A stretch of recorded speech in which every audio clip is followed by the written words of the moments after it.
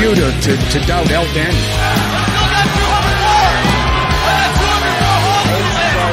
This is Robbie Eagles. This is the loosest in Australian wrestling, Adam Brooks. Hi, this is Mimic. This is 5-time the world's heavyweight champion, the Scrap Daddy himself, Scrap Iron Adam Pearce. This is Brian Alvarez, and you are listening to Wrestle Radio Australia. Welcome to the show, folks. My name is Josh Armour, and thanks very much for downloading Wrestle Radio Australia. This is our first episode. Oh, yeah! G'day, this is Big Brody Marshall. This is Brian Alvarez. This is Dean Brady of the Millennials. This is Jurassic Punk Sid Parker. How many of you guys have heard the term kayfabe? Hello, doggers. This is Jay Hunter from OSW Review. This is Matt Grim Basso. This is the loosest in Australian wrestling, Adam Brooks. This is Scrap Iron Adam Pearce, and you are locked in to Wrestle Radio Australia. I in the game, I'm champion, I'm Triple H. Undertaker, I'm your maker, buried the brother like Kane. Ooh, 1-3, hit the tombstone, hit the chokeslam on face. Ooh, yeah, like a macho heel, turn like a muscle. If you suffer like tomatoes, I'ma keep a couple models. Ooh, and you may call me HBK. When I'm tuning up the vein, you best be getting in my way. Ooh, yeah, I'm degenerate, I love it, yes, I love it. If you ain't down with that, then I got two words for you, suck it. Too sweet, put your fangs up. Too sweet, pour another cup. Let's be busy, 23, got me feeling way too sweet. Here I was, blaming AEW for feeding you chicken shit, knowing you mindless millennials would be eating it up as if it were chicken salad, when it's really been your fault all along. Make chicken salad out of chicken shit.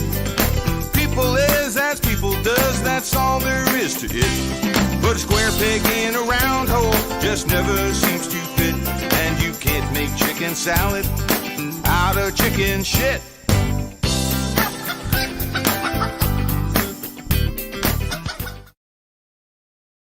Hello and welcome to Making Chicken Salad, the Wrestle Radio Australia show where we talk about everything going on around the world of wrestling. My name is Lachlan Albert, and I am joined, as always, by entrant number 31, Todd Eastman. Todd, how you doing, mate?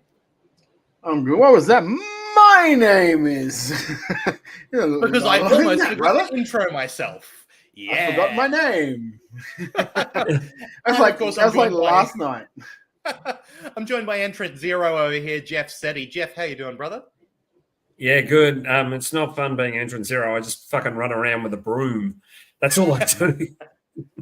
This will make you laugh, Jeff, right? Last night, for those of people that don't know, last night we were recording a commentary track for the last Wide Bay show. And so They're starting up their commentary, and they're about probably a minute into it. And because I'm not on the commentary, I'm just like pushing the buttons in the background. And we've got our little private chat on the side. So on the private chat on the side, I'm like, hey, Locke, how about you introduce yourself, brother? I'm Lachlan Albert. Which I'm pretty sure I did on the stage. I had the lower third going on. I don't get much more intro than that, but whatever.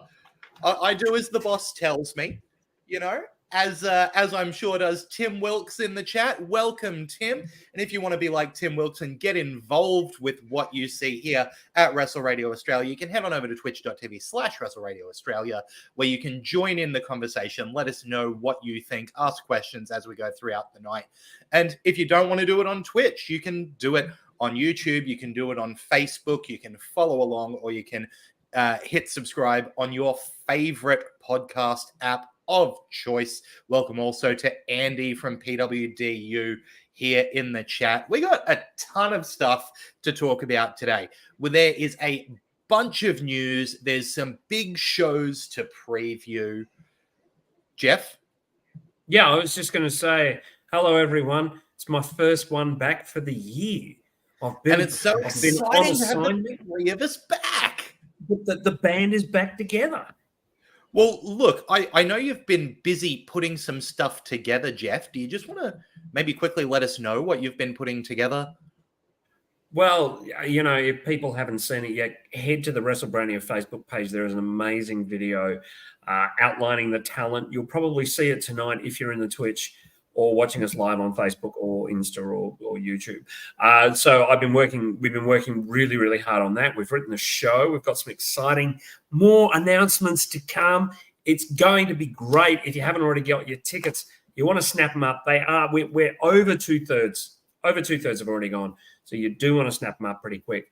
And of course, tomorrow night I'll be heading out to watch Renegades. So if you're going to head there, come and say hi. As well, I should mention our Melbourne International Comedy Festival tickets are on sale now. So you can go and grab a season pass or a one-show pass. Tickets are $35, but there's a special for the season pass. We're doing it for $85. It's a pretty good deal. Yeah, come along. 3 completely different shows, different show each week, so you can see all 3 of them. Sorry, and I must have misheard you there, Jeff. Did you say that Renegades is on tomorrow night? Yeah, as we're recording this, good point, Lachlan. As we are recording this, tomorrow night at the Northcote Theatre, not at the Melbourne Pavilion, as was originally advertised. They've had to move locations. At the Northcote Theatre, tomorrow night, Australia Day Eve, Renegades of Wrestling are doing a big show. I should add, I found out today. How about we preview that show right now? We will, but there are no seats left. So you'll have to go in the standing room, which is where I'll probably be. Would you like me to play a quick clip of that so people can see? Let's do that now, Todd. I'm almost halfly prepared here. Hang on. Yeah, try this. Wow.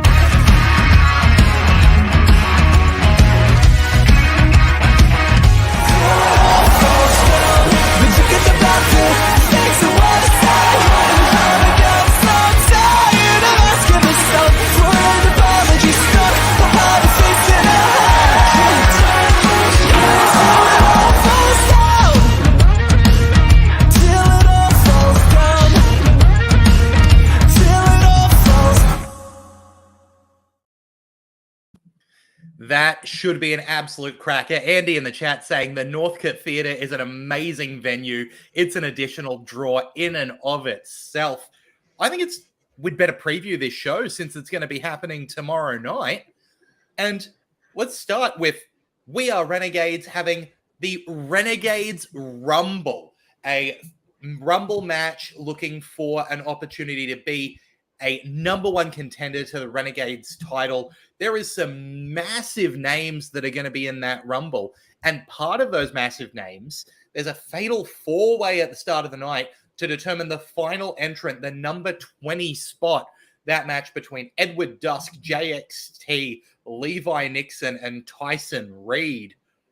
What a stacked lineup that is, just introing the Rumble. Those 4 guys getting into it, trying to get that number 20 spot. I'm going to make a quick prediction here. I think Dusky's taking that number 20 spot and he's taking it through to the win.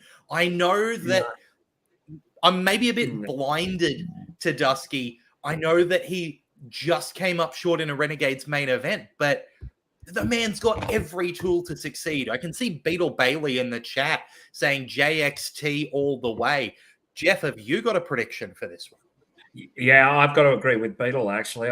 That's why I was shaking my head. As much as I like Dusky, and you know I do, I think it's going to be JXT taking that one out, and it's going to be a banger of a match. And he's because you can. I don't think he and Arg have actually tied one on yet. I don't think they've wrestled each other, so I think that's going to be a really interesting outcome. Whoever gets it, it's going to be a fascinating outcome. I just in case I missed it, mate. Did you actually mention what the different part of this Rumble is? Oh, that they can bring one weapon of their own choice. Yeah, the wrestlers are bringing one weapon of their own choice. It's a bit of an insane idea. I mean, you can't underestimate the aspirationalist Lockie Hendricks. He'll probably bring a book or something. It's like an idea that's never been done before. Aspirationalist. Ever. No, I have no idea how anyone could come up with that idea. By the way, Pro Wrestling League's The Purge event is coming up. Keep an eye out for that one. Oh, Lord.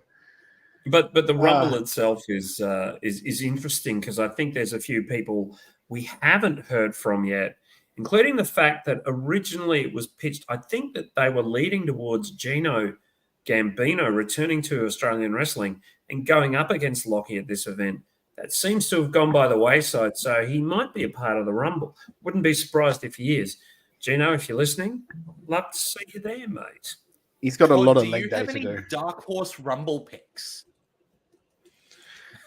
To be honest with you, Royce, that'd be. I'm still holding the flag out for Royce to come back. Yeah, that would be great if Royce came back. See, it's really hard because the people that we think of as people that are like up that thing are in different roles in Renegades. Like, say, like a Jarvis, because Jarvis is sort of like in a like tag team role sort of thing. It's not something where you could put him in that as that like that favorite to possibly do that. But it's a stack and the thing is too, the good thing about it is they're adding a lot of people that haven't really been to Renegades or in Renegades for a while. So you're going to see a whole fresh set of people that haven't really been there before. So it's going to be interesting to see what they do, especially in this environment. I'm going to make a pick. After picking Dusky as the Fatal 4-Way winner for that number 20 spot, I actually don't think he's going to be able to leverage that into a win, because I think that victory is for the final boss, Jake Andrew Arthur, who's going to be a force to be reckoned with in a Rumble setting, I reckon.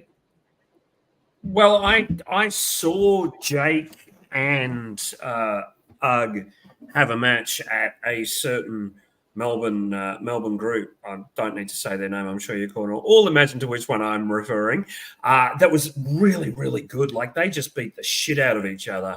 Big meaty men slapping meat. It was fantastic. That's all that those two know how to do, is beat the shit out of someone. Yeah. So look, that Rumble's going to be huge, but there's much more than that on this We Are Renegade show. Let's talk about a grudge match here. The leader of one of the, faction, I don't even know if I should call him the leader, but a representative of the Ambush, a faction that's been running roughshod over Renegades. Emin Usman is going to be taking on Robbie Eagles one-on-one. That's, for someone who is as fresh to the Aussie scene as Emin, he has certainly made a name for himself. And coming up against Robbie, that's the stuff that dreams are made of, right? Yeah. That's your if you're an old school fan, that's your WCW Nitro like pay-per-view opener, cruiserweight opener, if I've ever heard of one. Yeah. Look, there's no way this is going to be a disappointment. Emin's a fantastic wrestler. Robbie is I'm repping him. But it's just he's just one of the best. You too. So I think this is going to be tremendous. I'm actually thinking that Emin's going to take this.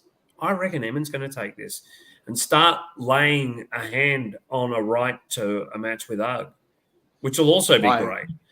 It wouldn't shock me, especially because Emin's got allies. Speaking of them, the Ambush challenging for the Renegades of Wrestling Tag Team Championship against the Velocities. I mean, you want to talk about a match that's set up to be great. The Velocities are obviously incredible performers, and the Ambush have got everything that it takes to take those titles away. We don't shut up much about Jarvis, and Murdoch has all of the tools to just destroy someone in the ring. I think this is going to be a belter. Yeah, I think Murdoch he's overshadowed a little bit by Jarvis, because Jarvis is Jarvis, but Murdoch is a very capable hand in the ring, a really good worker, a lot of fun to watch. Meatball, really. Andy PWDU says, now that they're running in the Northcote Theatre, we should acknowledge that Emin's now playing different roles at venues literally a kilometre apart from each other. So talented and creative.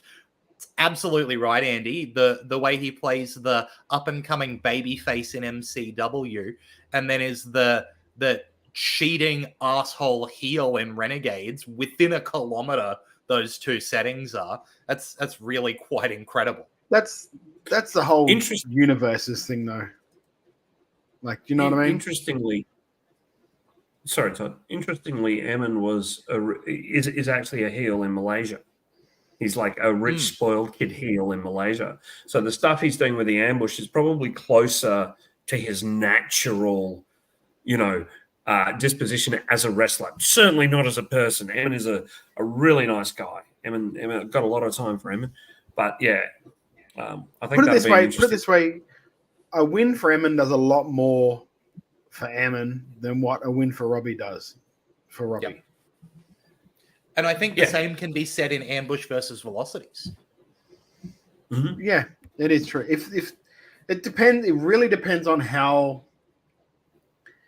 much stock they're going to put behind the ambush as a faction going into 2024. If they were really want to put a lot of stock behind them going into 2024, the ambush win, Eamon wins, Aisha defends the title. They're coming for everything. Well, speaking of that, Aisha, as a member of the ambush, is going to be defending her women's championship against Mickey Fortune. Now, I've made no bones about how much I love Mickey Fortune. I think she is an absolute ass kicker. Obviously, recently losing that women's championship over in Riot City to the new unified champion there, Delta. Got to be thirsty to get gold back around her waist, but Aisha's been holding on to that Renegades title for some time now. I think Aisha is the easy prediction here, but that doesn't take away from how, physical this match should be. I'm really excited to see Mickey. Of course, Mickey drops in the chat here quite a bit. She does watch the show on Twitch and comments occasionally and follows us all on the socials. But and a wonderful person. Aisha is as well, no doubt. But I think this is Aisha's win. But I think Mickey's going to show us a lot, and I reckon she'll be at Renegades for a while. We'll see her coming back and forth a bit. Yeah, honestly, my biggest hope is I really don't care who wins or loses this match, because I just hope this is a coming out party for Mickey. I hope that people around the country start taking a notice on how good a worker she is, because she's been a really good worker for a long time. She's just had injuries, and then she had a kid, and she'd come back from that and then got injured again. And she's had a real rough run for her. But when she's fit and when she's in that ring, there are very few women around the country that can that have the same sort of presentation as her in the ring, offense wise. That's why it was very normally you would say, and it sounds weird, but if you put any woman up against Delta, you're going to say, well, Delta's going to run over him. With Mickey, there was there's a chance Mickey could have an upset here and come away that grand champion for Riot City, because you just don't know which way it's going to roll. That's what Mickey's like. Mickey's a really, really good worker, and someone that I really hope this 2024 is a coming out party for her, because she's been good for a long time. Yeah, absolutely. I have to back up everything you're saying. Tim Wilkes in the chat saying, don't be so quick to go the easy way. It's a 50-50 call. I think I would be surprised to see Aisha lose the women's title to someone who is challenging her for the first time. I think that there's going to have to be someone who really pushes Aisha to the limit over multiple matches to take that title from her, because Aisha is a ferocious competitor. But like Todd was saying, I don't think that the win condition here for Mickey Fortune is necessarily coming away with that title. What Mickey is here to do is show just how damn good she is and push Aisha to that limit. And if she does that, maybe we see Mickey take the title from Aisha in the future once she's been a bit more exposed to that Renegades crowd, right? I think that could be the difference maker. But if we want to talk about champions holding that belt, sorry, Jeff, did you want to make a comment? I was going to say, absolutely, I agree with you. I don't think this is a one and done. I think this is the first part of a story that we'll see a bit more of throughout the year, whether it's immediately at the next Renegades event or whether it's 3 or 4 events from now. I absolutely think there's a story here to be told. You will not hear me complaining about getting to see multiple Aisha versus Mickey Fortune matches. No. Andy PWDU says, I think the Ambush are winning tag gold tomorrow, but I do think they hold all the gold at some point this year, so Aisha isn't dropping it. Yeah, that is probably a good call, Andy. Hang on. That was one of my predictions last year. If you remember the Christmas show, I did say I think the Ambush will win all the gold. Jeff did predict that last year. That was a year ago, though, mate. Yeah, that was 3 weeks ago. That was 2023. Doesn't matter. It was the beginning of this year we recorded it. We want to talk about someone who's held gold for some time. The Renegades Championship is currently around the waist of the big man, caveman Ugg. But he's not just going to have one opponent to worry about. It is a triple threat match against Jake Taylor and Robbie Thorpe. A huge amount of muscle in that ring. This should be an absolute pillar-to-post belter. I think that, again, like we spoke about Mickey Fortune, for either Robbie Thorpe or Jake Taylor, this could be a massive coming out party. Yeah, I think they're both so good that there's no way this match can disappoint. There really isn't. I also think that in my opinion, Ugg is keeping it. Ugg is keeping that belt. But again, there's stories there. Yeah, a lesson I've learned is to never bet money against Ugg. Yeah, never. Can I be the wet blanket here slightly? That's your job on this show, mate. Frequently. Thank you very much. The only problem I have with this, right, is that Caveman Ugg, no problem with this, right? All the shows previously and pretty much everywhere else, like Jake Taylor, Robbie Thorpe, haven't at the moment been presented as serious title contenders for anything. And it's very unlike Renegades, or very unlike like at least Fresh, to book something without there being a real reason why those guys are in there, or real pedigree for those guys to be in there. That's it's throwing me off about this, because it's just like, I know that it's not really the main event, because it's the Rumble is the main event for it, but this is your main title. So it's just, and I have no issue with the match at all. The match will be great because of the 3 guys that are in there. Jake Taylor is like has such a upside to the guy, and will have a really, really good career just because the dude is like, he's a big dude. He's a massive guy. Can work, has been trained at the dojo, has all of that thing. There's no problem. Like, I have no real issue with the 2 guys that are in this match, because both of them are really, really good. The only issue I have with it is the build towards it, because there's been no build towards it. If that makes sense. Andy in the chat, sorry to interrupt you here, Jeff. Andy in the chat says the problem, inverted commas, is that Ugg has called for challenges across the globe. Mitsuyama was unfortunate, but we've ended up with 3 guys from Melbourne as his quote-unquote global challenges. It's strange.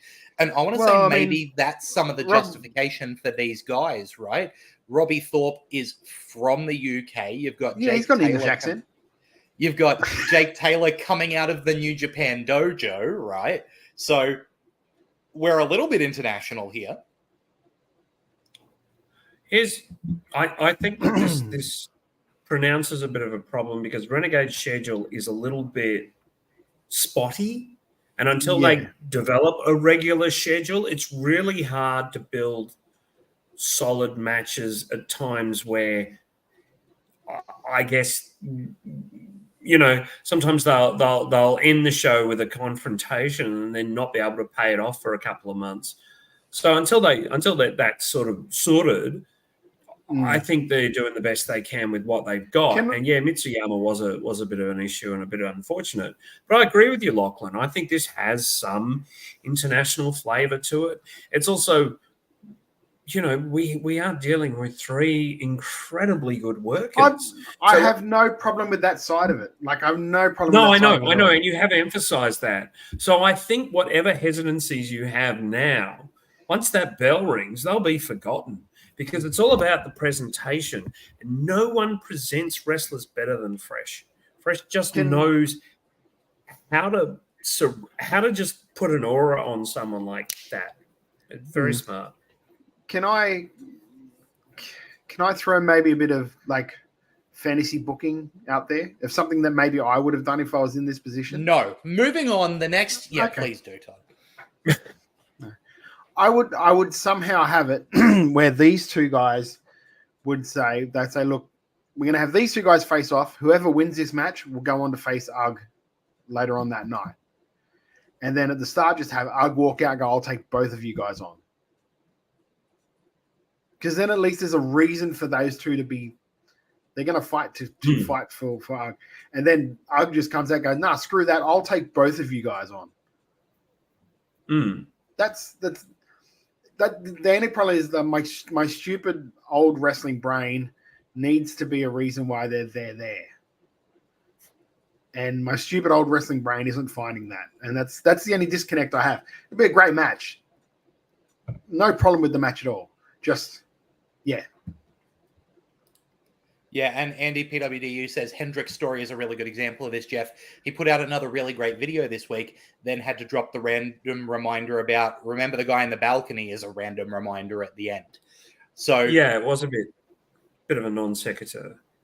Yeah, there's a lot going on across a lot of shows that aren't necessarily in tight succession, so it's easy to forget those ongoing storylines, which, as far as I'm concerned, means you need to be at this show tomorrow night to make sure that it's seared into your memory. It's at the Northcote Theatre, 216 High Street, Northcote. That's in Melbourne's inner north. Thursday, the January 25th. So if you're listening to this on the podcast, and that's today, or like it is while we're live tomorrow night, like Jeff said, standing room only at this point. Grab those tickets, get to this show, because as we said, like, we may have some, little niggles about exactly how these matches have been put together, but they're gonna be bangers. And here's my advice: don't sleep on Renegades. Like, if you're complaining about the schedule and you're a bit upset about it, go and support the guys, because it's the only way they're going to be able to find some regularity and find some kind of monthly shows and stuff. I think this is going to be a great show. I'm honestly looking forward to this so much. The night before Invasion Day, what else could you want?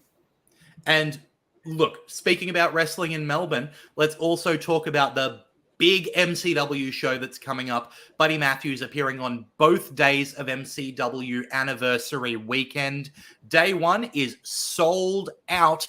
There are limited tickets available for day 2. If you want to get a hold of them, you can do that now at mcwtix.com.au. That's mcwtix.com.au to get those day 2 tickets. As we were saying last week when we were talking to Adam Brooks, you can also make sure that you've got that, what's it called now, Triller Plus subscription, so that you can catch the action from night 1 when it goes live on Triller and not miss out a moment of the incredible action for MCW. And it's worth saying that We Are Renegades will wind up on there as well. Yeah, absolutely. Get that Triller subscription. It pays for itself. Formerly Fight TV. Thanks for that reminder to put that in there, Beetle Bailey. Andy's put something up here that I just want to. I've not seen one person that said. Sorry, I should read it out because this is a podcast, not just a video thing. Andy wrote here. Also, if you're complaining about Renegades running MCW territory, you're a small-minded more. Who's saying that? I've not heard one person say that. Oh, I've heard nothing. I've heard nothing of the sort. Andy, I haven't heard anyone complain about it. No, I'm too busy on X getting attacked by people that love wrestlers with hats, so I don't know. Well, hey, a poor man's Dave Meltzer has to be on X starting controversy, right? Good call. But that's not the only show Now, this weekend, is it, Lachlan? There's some like international show or something. It's called right. a Rumble Royale with cheese or something. Let me look AEW Danielson is injured. That's the show, isn't it? Here we go. Apparently, it's called the WWE Royal Rumble. There you go. Oh, the Wii. The WWE Royal Rumble is, of course, Australian time this Sunday, Australian Eastern Standard Time. I believe it starts at midday, which means that Australian Daylight Savings Time will be a 1 p.m. start. So make sure you're ready for it. Let's talk about the 4 matches that are confirmed for the card so far, but that's not super unusual because there's a couple of matches that are going to go at least 40 minutes. We have got a United States Championship match between Logan Paul and Kevin Owens. This should be fun. I am excited to see Kevin Owens punch Logan Paul. Isn't that what you want, though? I agree with you, but isn't that exactly what you want? You want to, you're that worked up about Logan Paul. Let's put up or shut up time, Logan. I think it's the funny thing is you've already seen it, but you still want to see it again. Like he's already punched you in the face, and you want to see it again. Logan Paul is the perfect heel because he's extremely, extremely talented. He's a very good professional wrestler who knows exactly what to say, when to say it, what moves to do, and how to do them. But also, I just hate him, and I want to see him get hurt, and I want to see it over and over and over again. Yeah, the build for this has been really good for the fact that like Logan doesn't work weekly. He doesn't work except for pay-per-views, really. So the way they've been able to make this build where they've sent like Waller and Austin Theory after Kevin and had Kevin's arm like hand broken, and then the tournament and all of that, the way they've done all that has been really good to build Owens as a legitimate challenger. He's always going to be a legitimate challenger, but a legitimate challenger in this aspect for Logan Paul's belt. And there be people go, well, maybe Logan's not being able to make WrestleMania, so he could drop the belt here. We don't know. So there's a chance. Jeff? Yeah, I think Logan's going to hang on to it here, but I think it's going to be a great match and a lot of fun, fast moving, a lot of fun, really good. I'm so looking forward to this. Absolutely. Who would? Well, I know we're going to sidetrack here, but that's what we do. Who would you put in? Say, let's just assume that Logan Paul is winning this and going through to Mania. Who would you have him drop that United States title to at Mania? And give me like a story that you want for it, if you could. I mean, I've got something that I would like, and that is the return of Big E Langston and getting that, that he lost a title and then was out with a serious injury, and now he's come back and he wants gold around his waist again, and he's going to prove that he can do it against a, worldwide name. He's going to prove that he deserves to be at the top of the mountain with those big names. Jeff? Yeah. I mean, if he's not going to win the Intercontinental title, Chad Gable. But, it's me.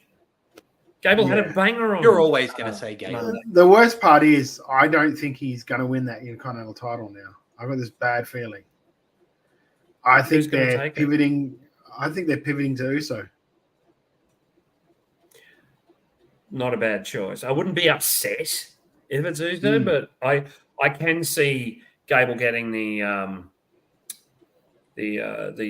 US belt as a consolation. And I mean, beating Logan Paul, yeah. See, my idea for it is, and I know they've done it before, but you can run it back. Have Ricochet come in and win that.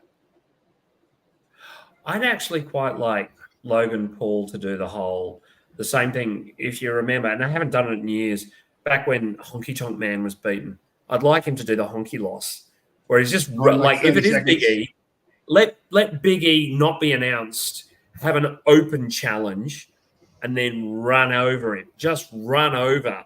Like have Big E come out and give him the big ending and just destroy him. That's perfect. Well, see, the thing is, right? I think it pays off. Sorry, I think just before we move on. I think if they put Ricochet in that spot, it pays off that whole thing with Samantha Irvin. Pays off all of that from back in the day because he never got any comeuppance on that at all. Like Logan Paul just moved on. So to have him come back and that, I think that would be a great tie-in. And it's something to really Ricochet is that damn good, you know. He is, and it's something to elevate him, which is great too, because you always want to see someone like him elevated. Anyway, move on, Lachlan. What were you gonna do, brother? I'm going to move on to the other title match that has been announced for the Royal Rumble show. That is a fatal four-way for the undisputed WWE Universal Championship with Roman Reigns defending against Randy Orton and AJ Styles and LA Knight. You want to pack a match with star power. There's not much more you can do on the roster right now. Those are four men who really have a claim to be each can claim to be one of the best on the roster. It is going to be a massive fatal four-way. I don't see Roman losing. No, I don't see Roman losing. The smart thing they've done, though, is by having all four of them in there, they've done it so that none of them have to go into that Rumble and not win it. Yep. And really, you could take LA Knight could take the fall, like AJ could take the fall. Anyone but Orton could take the fall, and it'd really be fine if you think about it. And so I figured that you're absolutely right. I think LA Knight takes the fall, and then he blames either Orton or Styles, and there's a Mania program that no one will complain about. Yeah, I think Styles is the one. I think it's got to be Styles because Styles came back with the chip on his shoulder type attitude, which is great. Yeah. He can really pull it off well. And I think I think Styles. I think Styles, and I think Randy gets spurred off to Solo Sikoa. Yeah. Very nice. Very nice. All right. And then I reckon I'm going to further that thought. I reckon that Randy and Solo will have the program, and Cena will accompany Randy to the ring at Mania. That'd be fun. Back at least. Do you think just to give him a paycheck? Do you think we see The Rock involved in this match at all? No. Not unless they're going to do a weird hinky thing where they have Roman drop, which they're not going to do. No, pardon? Not this close to Mania. Of course. Roman's not dropping. And no. Honestly, I think they want Roman to hold it past the Hogan record. He's got to hold it for a little while longer, and that's just the way it's got to be. Now, apparently there's two more matches on this Royal Rumble show, but I'm not sure what they are. They're just called Royal Rumble matches. So that's going to be interesting. Announced for the Women's Royal Rumble, we'll start with that. So far are 6 competitors. From SmackDown, Bayley and Bianca Belair, and from Raw, Ivy Nile, Maxine Dupree, Becky Lynch, and Nia Jax. Now, there's a lot of potential winners for the Women's Royal Rumble. A big one that has been teased so far is Becky to challenge Rhea Ripley. That's very interesting, but at the same time, I think that would also be a very exciting main event for Elimination Chamber here in Australia that would have fans very excited. I think Elimination Chamber is Nia Jackson. I nearly said her shoe name, Rhea. Yep. Jeff, do you have any predictions as far as what's going on with that? Yeah, I think it'll be Nia as well. But I think at Chamber, and I think that. Sorry, mate. Nia at Chamber, not to win the Rumble. Nia at Chamber. Sorry. Yeah. Obviously, Becky's going to be in the Rumble match somewhere. I think Becky's going to be in the Rumble match, and Rhea's going to come out and cause her to I be think eliminated. I think Bailey's winning the Rumble.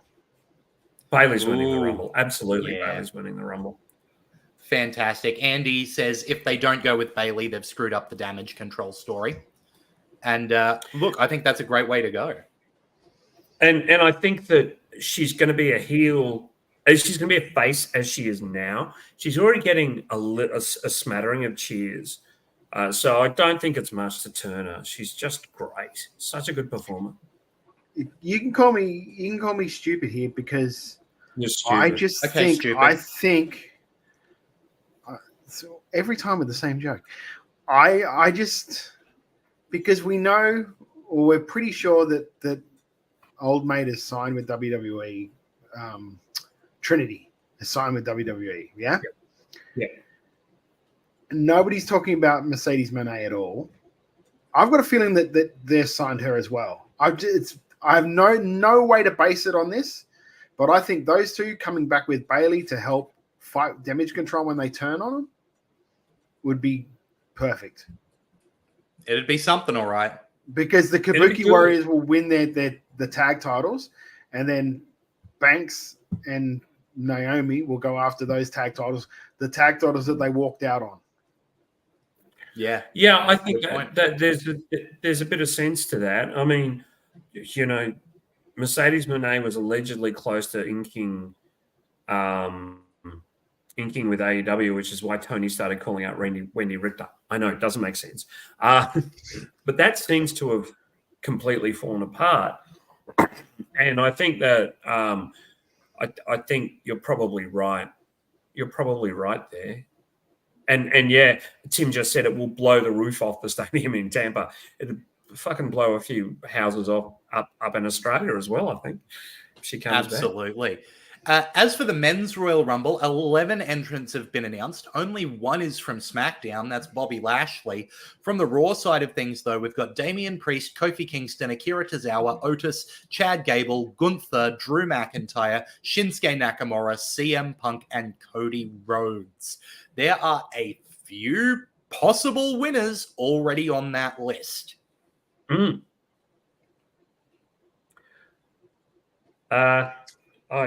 think it's going to be The Rock. I think Dwayne's coming back and he's going to win. No, because Dwayne is smart enough to know that if he does that at 30 and wins that Rumble, he will get booed out of that building. He's not going to win it at 30. Well, you know what I mean. If he wins that Rumble, they're going to boo him out of the building. It doesn't matter where he could come in at 1. They're going to boo him out of the building for that. If it's not, and Dwayne doesn't need the Rumble. No, if it's not Cody or it's not Punk, they're going to boo whoever that is out of the building. Yeah, fair point. I hope that they've learned the lesson from Daniel Bryan. Fair point. I think Cody and Punk will be in the final 3. I think there's going to be a surprise in there as well. I think they're going to go with Punk because I think part of having Punk on the roster, he wants to main event Mania. I think they're going to give him night 1. I think that's what it's going to be. I think they're going to do that, and I think Cody wins like Elimination Chamber to get to Roman, if that's the way they're going to go. I think it's definitely going to, like, discounting The Rock now, I think it's definitely going to be between the two of them. I think those two are the final two you're looking at. Who's your Smokey? Who do you want to kind of see go far, but you know realistically, like your Iron Man, no real chance? Well, like I didn't mind the promo this week with Gunther. I thought it was very good. I agree with you. But I know what's going to happen with that. Gunther will be in there, he'll be dominating, and then fucking Brock Lesnar's music's going to hit. And those two will fight. What the WrestleMania match is going to be Brock and Okada's not free. Okada doesn't finish his contract. Andy's just suggested Okada in the final 4. Doesn't finish his contract until mid-Feb. We won't be seeing Okada at the Royal Rumble. Almost certainly. I'd be very surprised. Okay, Gunther. Who do you think, Lachlan? Who do you think's going to kind of be a a Smokey? Bronson Reed.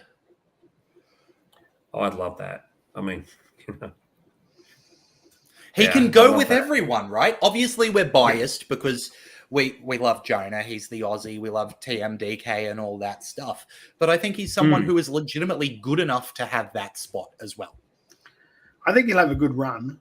But like the thing that we are forgetting, well, not forgetting, but because it's not really talked about that much, is that people, they keep saying Brock's on his way back.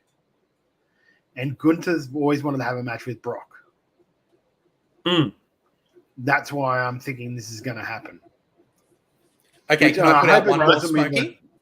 Yeah, go for it. Montez Ford. Oh, yeah. You know, I'd agree with you, but the whole thing with him and Bobby sort of negates that.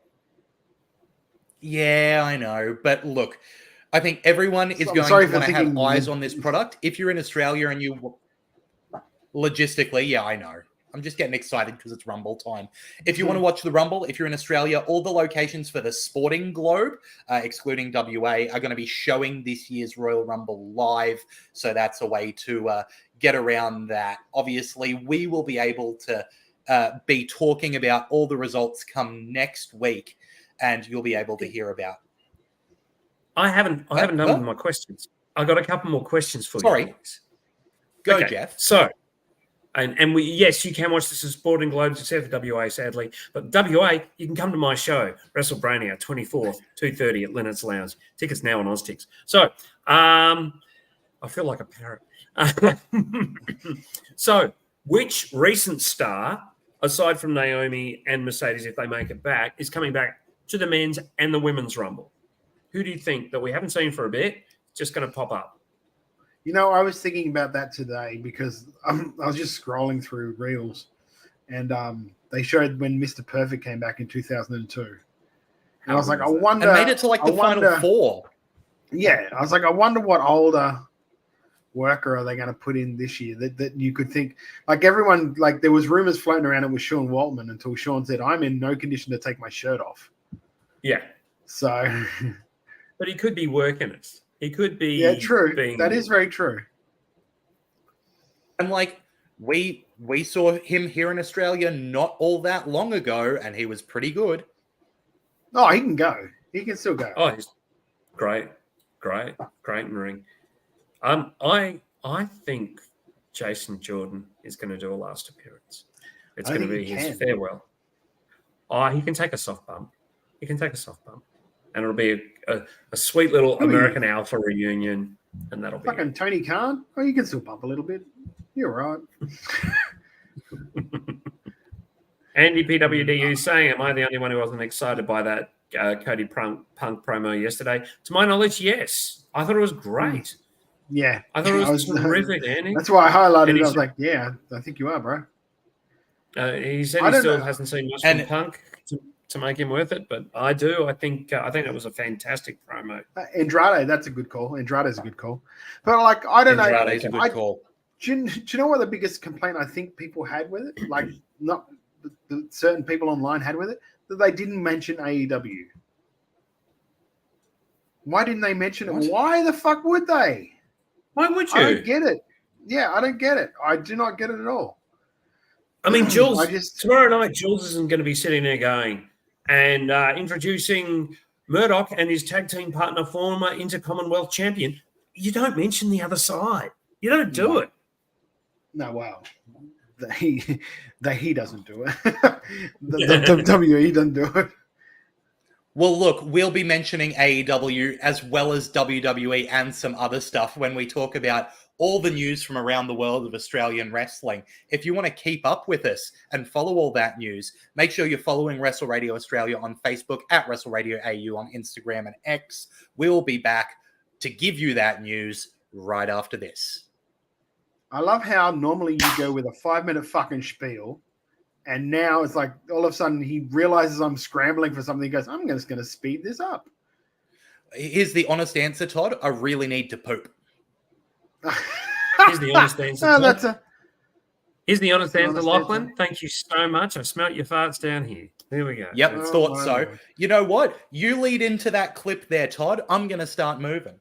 Here we've got tonight. Both these women have taken similar paths in their respective parts of Australia. Both have similar mindsets when it comes to approaching their opponents. What we will see tonight, though, is what happens when they go head-to-head. Cheers. All right. Polite. Perhaps some early mind games. I think the bubbly's definitely going to get popped if Aisha gets the win and takes that step further to the Women's Renegades of Wrestling Championship. I don't know if it's tea time just yet.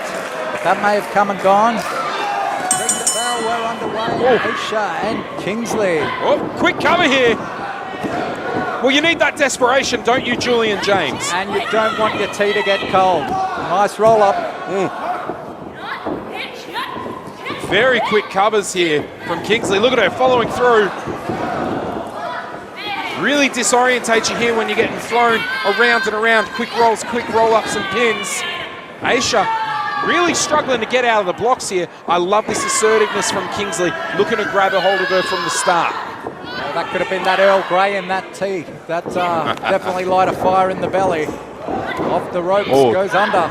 I think you think he's unlikable. Ragdolled her around. But switching waist lock here now. Oh, great back elbow there. Down a little bit. That'll break the grip. Because this isn't going to be on the show, so it's fine. Kicks right to the head. Kingsley's just yeah, we're just going to a little break for a little bit, Aussie Observer. So we put on an Aussie match so we can watch it while the boys go and refresh. That Kingsley is setting. My goodness. Incredible. Oh, belly to belly takes her down. Quick cover. Kingsley's definitely. Andy wrote out. Well, I don't have to say that because we're on a podcast, so it's fine. I think Punty's for here saying so. I think you think he's unlikable, and I think there's a certain amount of the crowd that think he's unlikable that follow the other three initials. But if you look at his merch sales, not so unlikable. Dirty tactics. Aisha was taking a time So I think you're coming at it from a new perspective and not a like crowd perspective. Because if you listen to the crowd when he comes out, it doesn't seem that unlikable. This is for a chance to progress. That's just my 2 cents. Anyway, I'm going to go back to doing nothing. So you need to take every tactic, every trick in the book. You don't want to look back and say, I wish I had done this. I wish I had driven that foot into the throat harder. You have to do it. You have to make the most of your moments, and you've got to do it now, as we're seeing Aisha is doing just that. And if either of these women are to go on and become that first champion, the record books isn't going to have an asterisk and say things like, yeah, well, she did this behind the referee's back, or she used the skirting apron to get an advantage. It's just going to show that you are the first ever champion. There can only be one first. Once you've got that, no one can take it away. You do have the bragging rights for all of eternity. Speaking of bragging rights, Aisha soaking it up right now. Part of her confidence derives from speaking out. Vision weird for you guys? Because giving it's them a weird bit for of me. grief. It fuels her. I'm going to remove it. So. Whoa. Look, I'm just going to do that because it didn't look like it was working too much. So until the boys come back, let's have a chat. Easter egg comments. Yeah, you know, that's what the break's for. The break's for when we can talk about stuff that I don't want to talk about on the podcast. Pretty much. So if anyone has any questions they want answered that won't be on the podcast, you can ask away now. But no, I'm like, honestly, Andy, when you look at it, like, he's not unlike. I kind of have to disagree with you with the unlikable thing because, like, his merch flies out the door. It just does.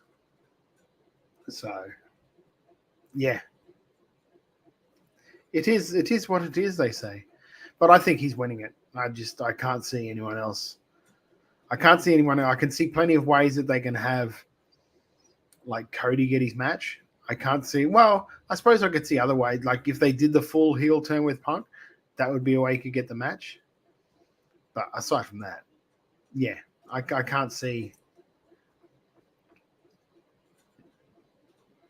It's the road to Mania 40, so it's going to be a while. Yeah, exact. There we go. We'll throw that. the one good thing about it is that there are so many options that they can go with. Really, I mean, The Rock could come back and just ruin everything. Like, if The Rock comes back, then what do you do? Who do you do? What do you do with Cody? Do you put Cody with, like, after we saw the promo, do we do Cody with Punk? If Seth can't go, do you put Seth with someone else and have? I mean, both guys have the Rumble and the Elimination. Yeah, exactly. That's exactly right. Because you've got one, like, if you're thinking about it on a real whole sense, Cody is the one that's more likely to win the role. No. Yeah, because I'm sorry, I'm doing this in my head as we think about it, right? Because if they do it, let's just say that Punk wins the Rumble, okay? And so Punk straight away says, I want Seth Rollins. So that means that it's a SmackDown champion that has to get the thing at Elimination Chamber, if that's what they're doing. So if they do that, then would they put Raw superstars and SmackDown superstars in that Elimination Chamber, or would it just be it would just be SmackDown superstars? If it's just SmackDown one, then Cody can't be in it at all. Neither of them can be in it because they're both Raw competitors. So how do you do it? Like, so we're just going to look at this. Boom. Let me ask you a random wrestling question. Of course they are.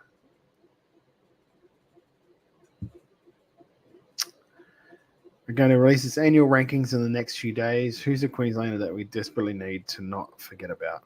Man, there are heaps. There are a few guys. There are heaps of guys that could be on any card around the country and be in a high spot in the card. And like, it's so hard because like anyone I talk up, that's someone who I manage, people are just going to think I'm talking him up because I manage the guy. But sorry, we'll bring Lachlan back in. Sorry, Tim Lachlan. Hayden and Mitch Ryder are some of the best professional wrestlers I have ever seen in my life. There you go. Sorry, the video that I'd queued up wasn't really working, so I just went to a dumb Q&A while we're doing this. There are guys like that. There's like Bobby Bishop is like really I'm not talking. He's the about. heart and soul of Queensland wrestling. There are guys up in North Queensland where you've got Trent O'Day, you've got Sam Cannon, you've got Seth Tylers. Those three guys could, like, if they weren't living in Townsville, could be, if they were living in Melbourne, they'd be on every, like Sam Cannon is, what is he, 140 kilo? Something and like can move like a cruiserweight. It's uncanny to see that unreal. Guy work.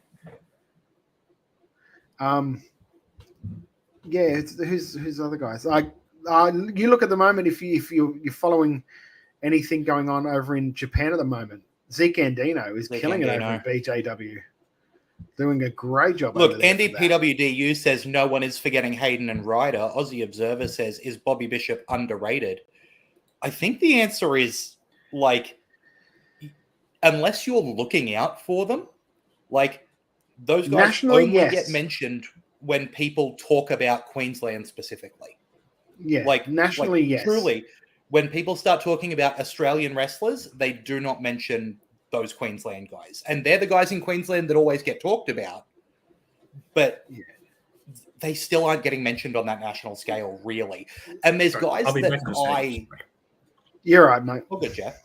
There's guys that I personally have such a soft spot for, right? And, like, let's take an up-and-coming guy like James Yeager. I think that guy has so many of the tools to succeed. I know that Todd mentioned him on the wrestlers to look out for this year. He is ready to turn a corner and really become one of those like Hayden Ryder Bishop level names. He is really good. James is just one of those guys that needs seasoning. There are certain guys you're like, oh, that guy will be good in a year or two. That guy will be good in a year or two. There are certain ones where you see like, you see a guy and you just go, well, that guy's as good as he's going to get. He doesn't know it, but it's probably the ceiling for that guy. Yeah, you'd never say it to him because you don't know. Something could happen.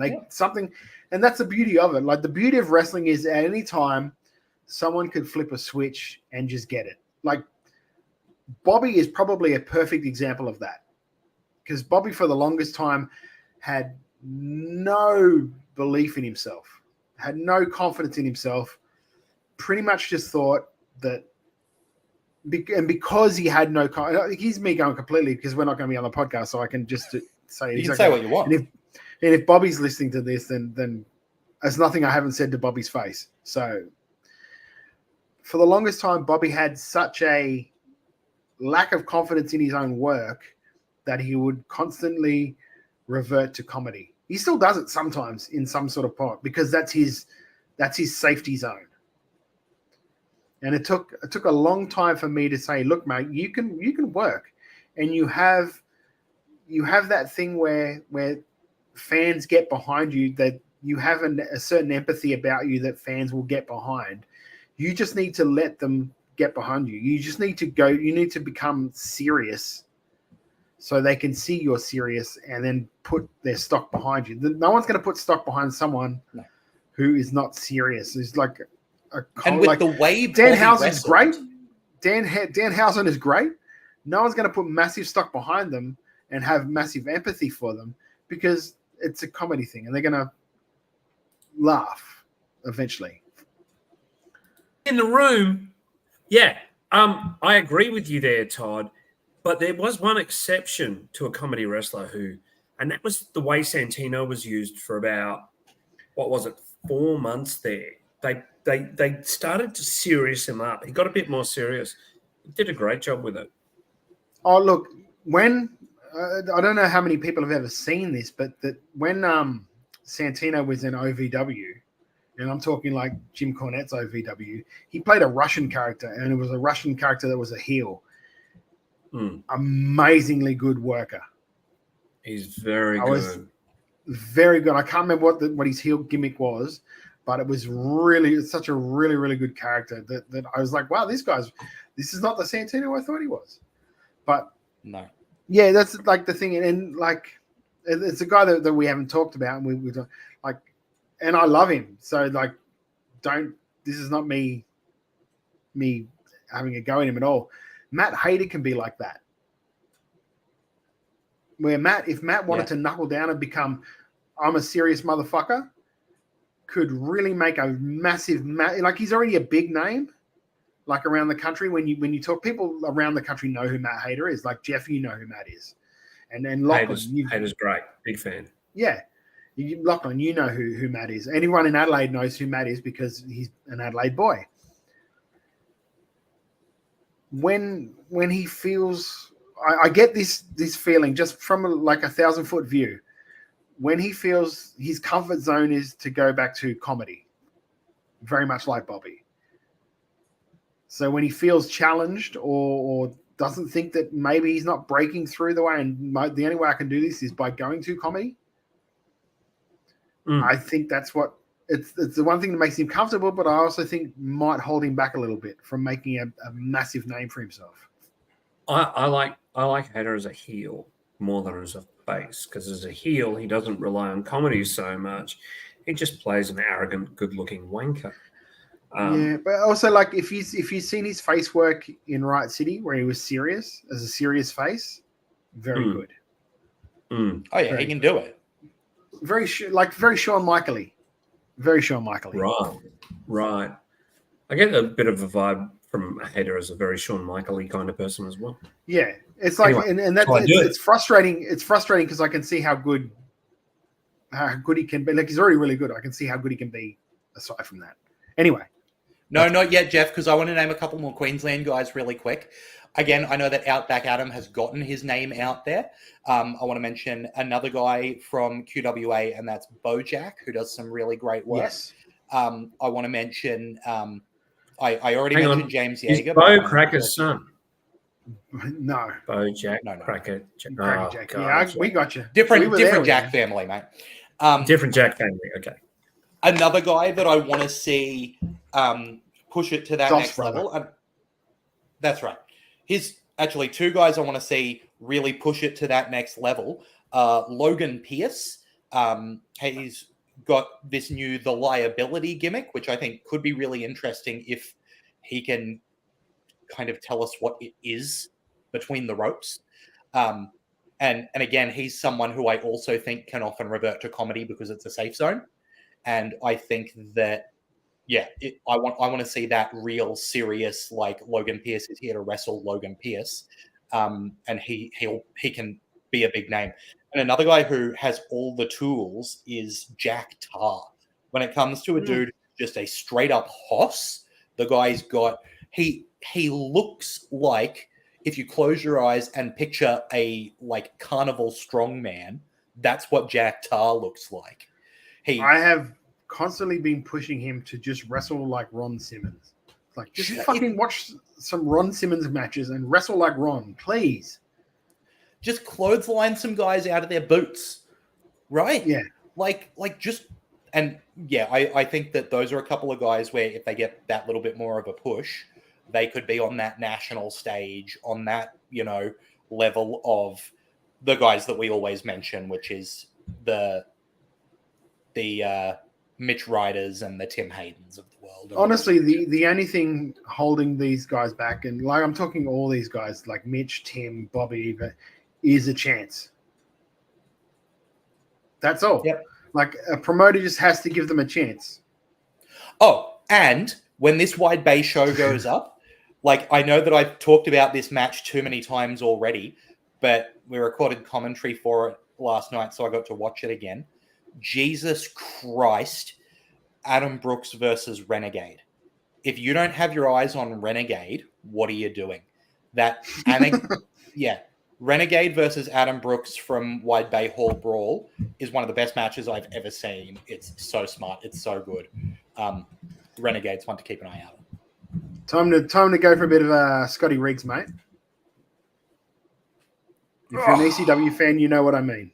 We ready? Yeah.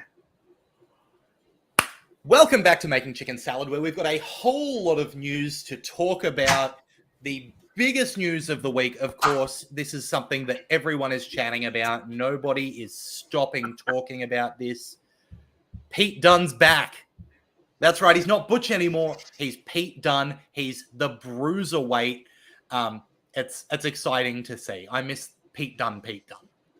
Yes. Also, just highly for those who are listening to the podcast, you probably missed about good 10 minutes of fun chat. So if you're not watching the live, then because it was a nice chat. Because I'm going to edit the shit out of that. Oh yeah, I'm just saying here right now. A quote from Andy PWDU in the chat literally said, "Good chat. Shame that wasn't on the actual show." So if that's not a recommendation for you to get here at twitch.tv/WrestleRadio Australia, I don't know what is. Yeah, back to your news. I'm thrilled about this. I'm so happy that Pete Dunne's back to being Pete Dunne. Nothing against Pete Dunne. His skills and abilities are incredible, but I hated Butch. I thought it was just a go-nowhere gimmick.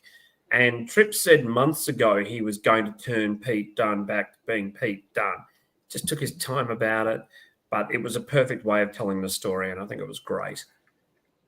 Yeah, I like the fact that now I don't know if it's that because Kevin Dunn's not there anymore, so they're trying the different stuff. But it's the some of the old, well, not the old, some of the new NXT vignette type style is slowly working its way into these shows, and I really do enjoy them. Like, because the last time was like them sitting around having a coffee, and then like this week it was them just sitting next to a ring talking. Yeah, about bringing back. Tyler G-ing him up was really, really lovely, and even the fact that they started back in the Fight Club dojo, and talking about the history was beautiful, just lovely stuff. Really nice vignette. Absolutely. All right, I can stop being a doofus now. We'll talk about the actual big news. Let's start with WWE moving to Netflix in 2025. As of January 2025, the home of all WWE programming is going to be the streaming giant Netflix. This is reportedly a 10-year deal worth about $5 billion. It's going to include live streaming of Monday Night Raw in US, Canada, UK, Latin America, and quote-unquote other markets.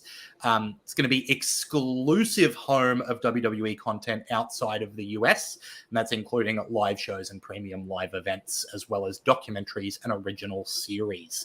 This is a huge deal. It is going to stop WWE's Raw's streak as being the longest running weekly episodic television show, because it's no longer going to be on television. So that's monumental in and of itself.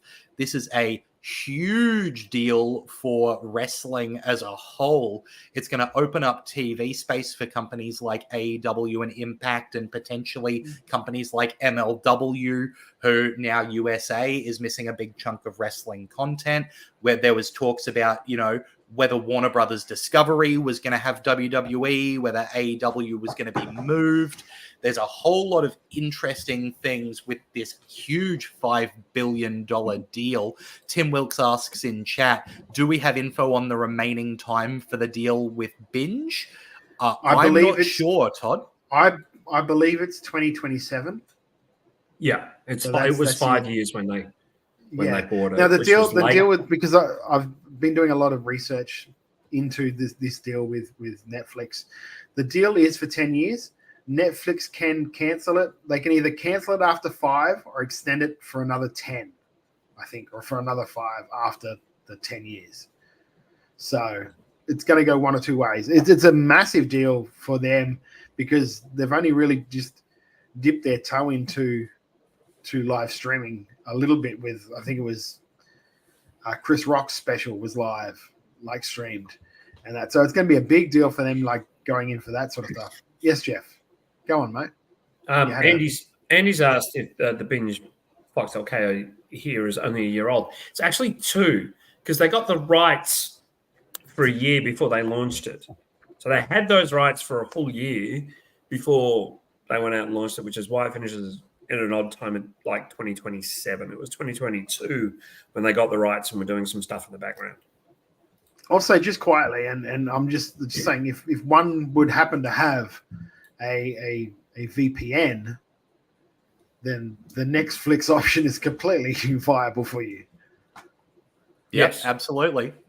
Yes. So that was the news that dropped at whatever time it was. An hour before that was news that dropped about the TKO board of directors, and a new member of that board being Dwayne "The Rock" Johnson. He now officially has full trademark rights to the name The Rock. It adds him and tech executive Brad Keywell to the TKO board. It's going to, have Dwayne still collecting royalties on The Rock merchandise sold through WWE, as always was the case. But now he can also market himself under the name The Rock, while also being involved in decisions around WWE and the UFC. This is 2 huge moves in the WWE corporate sphere here, Todd. Do you think we're going to see any changes to day-to-day operations as a result of The Rock being on board of directors? I don't think that at all. I don't think there'll be any real changes. I don't think there'll be, if anything, it's just a matter of opening up maybe a few more doors to go into different areas for them. And because I know with him it was a merchandising, trademarking, and also services deal. He got paid like $30 million for it as well. So he didn't do too bad for himself for the one day. Alex Fireheart says he saw someone else joke that I guess this is what he meant about being the head of the table. And this is also what I think throws a spanner in the works, because there's no real danger of him going anywhere now. Like, he's around. So do they have to do it at WrestleMania this year, or do they have to? Can they? Like, because I think I put it up on our Twitter like today, because I was thinking about ways that you could do it and still have Cody. So you have Cody versus Roman, right, at WrestleMania. They're having their match, ref bump, typical thing. Like, Bloodline gets involved. If you smell, Rock comes out, takes out the fucking bloodline. Cody beats Roman clean. You get The Rock holding up Cody's arm in the middle of that ring, very much like he did with Roman when Roman won that Rumble a few years ago. That's how WrestleMania ends. Technically, it was before Roman won the Rumble because Rusev hadn't been eliminated yet. Oh my god! Anyway, we go to. Oh, we don't know. Someone from a forum. We go to. Thank you. We go to Raw the next night, right? And The Rock's out there doing a promo. Roman comes out, cuts him off. They set up WrestleMania for next year. Then they do the way they did it with Rock and Cena, where the whole year it's those two going back and forth to set up this WrestleMania. Because if you want to build, because The Rock said in an interview, and it's something that spurned my little antenna went up.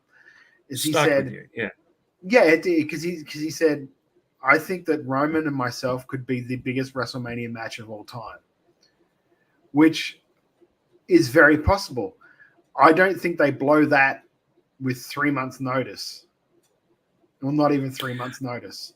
I think they go, let's do this for a fucking year, sell out the biggest stadium we possibly can for the match that everyone wants to see, for the match that people have been talking about for years.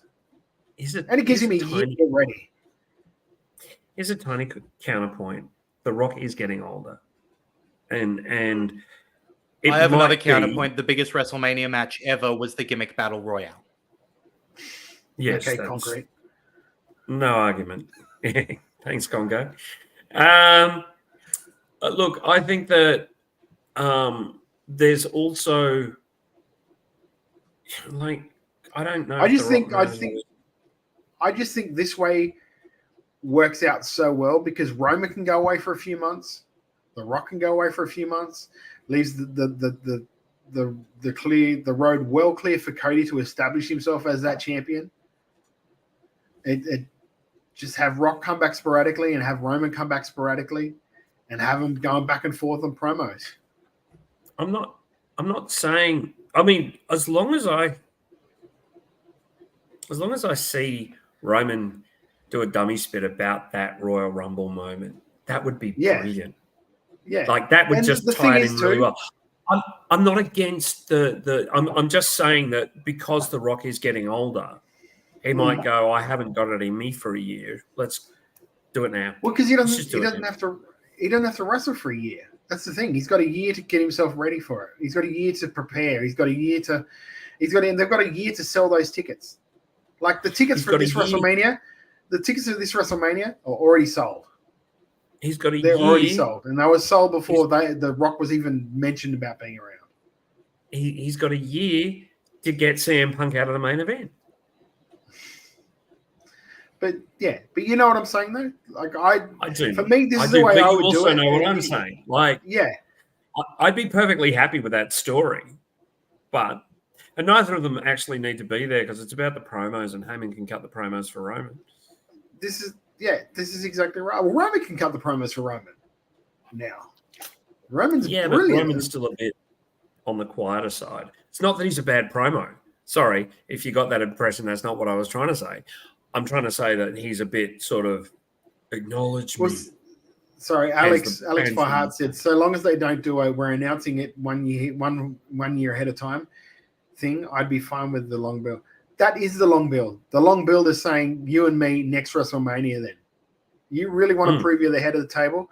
I'm going to give you a year to get ready for me. Tim Wilkes mentioned they still haven't announced the Mania 41 location. Isn't the location normally announced from memory during the Rumble, officially? I think so, yeah. During the Rumble or during Mania itself. Yeah, one or the other. I wonder, is Wembley booked? No, I'm being a complete shit stir, and I apologize. It's in my backyard, guys. It's in my backyard. It's nice. That's true. Now just going to bring out some lemonade and club sandwiches for me. Why don't you do a GoFundMe for a shed? You'll be right. I know that because the biggest stadium that WrestleMania has used is MetLife, right? Which is normally like an 80-ish thousand capacity stadium. MetLife or is it Allegiance, whatever that Dallas one is. No, that one's slightly smaller, right? The AT&T. I don't know. Let me Google it while you're talking. Yeah, you Google it. I know that some of those college football stadiums are actually bigger, right? Especially like I think there's the California one, which you can advertise as like, you know, an LA or a Hollywood or whatever you want to call it. No, the Rose Bowl. Oh, okay. Which is Rose like, again, Bowl's like enormous. yeah, it's actually bigger than SoFi. I think the Rose Bowl is like a 90,000 for a college sports game. Yeah, the Natural one said their record in Dallas is just over 100,000 people, but that's including sitting a lot of people on what would normally be the field. And as is WWE's way, they often include a lot of the non-paying attendees, people who are on staff and everything in that count. Right. Okay. So I think that MetLife is the biggest, which is about 80K. And there's, 90 and 100K stadiums in that college football arena that you could then add to by having people in that field space. Have you got any info there, Todd? Yeah, looking it up, the biggest stadium in America or in the US is Michigan Stadium, which seats 107,601 people.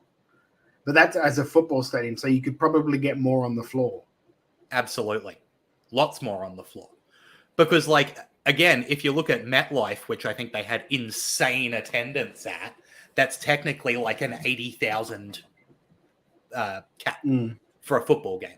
You add what you get on the floor, and it's crazy. That's really, like... Yeah, AT&T at WrestleMania 32 was about 97,000 people. I'm looking at the stadiums, right? Like, because it just says top 10 largest sports stadiums. None of them are professional stadiums. No, they're all college. Which is, they're all college. Yeah, I'm legitimately shocked about that. I would have thought that like an AT&T and MetLife or SoFi, something like that. No, they're in that 80,000 range. And like Tim Wilkes said, AT&T for WrestleMania 32 got about 97,000 people in there for a stadium that holds, I think, about 80,000. So you add the floor, you're putting another 10,000 people in there, right? They can, I reckon they could break that 100 if they hit the Rose Bowl. You minus the bullshit number, so you take about 5,000 people off there, and there's your true number. That's also true, because they need to put the stage up, which covers half the seats, yes. Yeah. No, you're not, because like even AEW did it with Wembley. Yeah, that number wasn't the right number. Yeah, of course. So everyone does. So yeah, like I mean, all of that aside, the point is that there is the potential for a huge WrestleMania match between The Rock and Roman at 41, if that's what they choose to do. Yeah, if it was me, I wouldn't do it this year. Because you've got stuff ready. You've got stuff ready. And like I think somebody said in the chat before, Rock and who was Alex? Was Alex? Yeah, Alex Fire. No, who was it? Sorry, it's wrestling, says Alex Firehart. We round up. Oh yeah. No. Alex Firehart said too. Rock and Roman doesn't need a title on the line. 100% correct. Absolutely. That's why I think that they hold it off till next year. I just think that they can do more with a year than what they could do with 3 months. And like that's like I said before, the tickets are already sold for this WrestleMania. I'm not disagreeing with you. Not for a second. I mean, yeah, I think absolutely it's going to be interesting. Speaking of numbers, I think Elimination Chamber is selling amazingly. So if you're planning on going, get your tickets soon. Dave Meltzer said there was only 800 people, I think, is sold. So yeah, that Dave sounds did like Dave did well with that one. Yeah. No, that's my backyard, mate. Look, let's get a couple more news stories because it has been a massive couple of weeks. Let's talk about the WWE SmackDown commentary team. Kevin Patrick departing. It's not known who's going to be replacing him. Quote, it's just not working out as far as Kevin Patrick goes. I think we mentioned this a little bit before we started streaming. None of us especially dislike Kevin Patrick, but I also don't think he was any exceptional commentator who we were notably excited to hear. No, I was talking with Kate from Fightful, And both of us were just like, Vic Joseph should just slide into that spot. NXT. He's great. He's very good. Yeah, plus you get him and then away while they're at from, it, they can Shucky Ducky Quack while Quack. they can fuck him off as well. Put William Regal in that spot. If he can control fucking Booker, he's great, and he can. Yeah. I think Patrick's nice only because he's a different voice. He's not another American bloke. But I don't think. I think they did shuffle things around. They had Cole in there for a while. They had, others in there as a 3-man team for a while, obviously trying to sort of guide him on the right path, and they've certainly given him some time. I'd put him back as an interviewer because he was quite competent. Like, he wasn't amazing, but, he was competent. He could do it. Yeah. Absolutely. Yeah, nothing wrong with the guy. Just wasn't. I don't think he's the right fit. Just not the right fit for that type of show, I think. Yeah, agreed. Kenny Omega will be evaluated in 7 weeks to see if he needs surgery for his diverticulitis, so there is no active timetable for his return. We've talked about this in the past, but, the priority for Kenny has to be getting well enough to be able to compete, because working injured is just going to get him more injured. And we saw that with Kota Ibushi. Diverticulitis, you just can't. That's why Brock was out for so long, because you just can't. Yeah. There's real danger. Like, he could have died if that wasn't actually diagnosed on him. So. Yep, absolutely. Yeah. So not even going to know if he needs surgery until another 7 weeks. So that'll be a while. Speaking of injuries, grade 2 tear of Seth Rollins' MCL, as well as a torn meniscus in his match with Jinder Mahal last week on Raw, proving that Mahal is one of the most powerful and athletic competitors out there, able to completely push Seth Rollins to his limit, cannot be hindered. Seth has said that if he had to undergo surgery to repair the injury, he was looking at 3 to 4 months out of action, but it looks like he's just going to rehab it at this point to be ready for WrestleMania, according to a promo cut against Gunther on the show there. What do we think about this decision for Rollins to work through this grade 2 MCL tear and torn meniscus? Well, he's not going to work through it. He's going to rest. That's all going to be promos. He's going to rest till Mania. Yeah, all promos until Mania. And if it was an ACL, he would have been screwed. But being it's an MCL, that's one of those things that can repair itself. Grade 2 tear is not a complete tear. So it's just it's time and rehab, really, is all it is for him. So it's probably the best of a worst situation. I think if he's not working, it's fine. Because I don't want anyone I cringe enough when I see Danielson wrestling at the moment. Let's not kid ourselves. So I'd prefer he sort of slows down. Absolutely. Monthly Puroresu on January 23rd, yesterday as we're recording this, reported that a source close to Okada has indicated that he was WWE bound. The report noted that they were unable to verify the information with Okada himself, although there were rumors that during a backstage segment of Raw this week, Okada's translator was spotted speaking to someone. Okada's contract with New Japan finishing up in February, so there's talks about where he will end up. Some people saying AEW, as he has a positive relationship working with people there. But on the other hand, D-Generation X very interested in bringing Okada on board, especially with the knowledge that Okada would apparently really like to be on a WrestleMania. Where do you think Okada's ending up, Jeff? I should add just one thing. You said Okada was seen talking to someone. Yes, most people are. That's actually at Raw. That's at Raw this week. So please don't just think. Look, I wouldn't mind seeing him in WWE. I think he could be great in a heel stable with Nakamura and the Kabuki Warriors.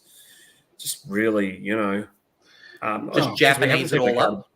Just racist it more, mate. Jesus Christ. Oh, okay.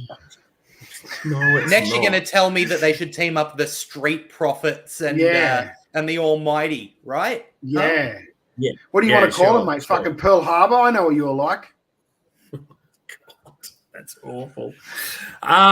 No, look, I would like to see you. In all seriousness. I apologize for that one. You can bleep that one in the edit, Todd.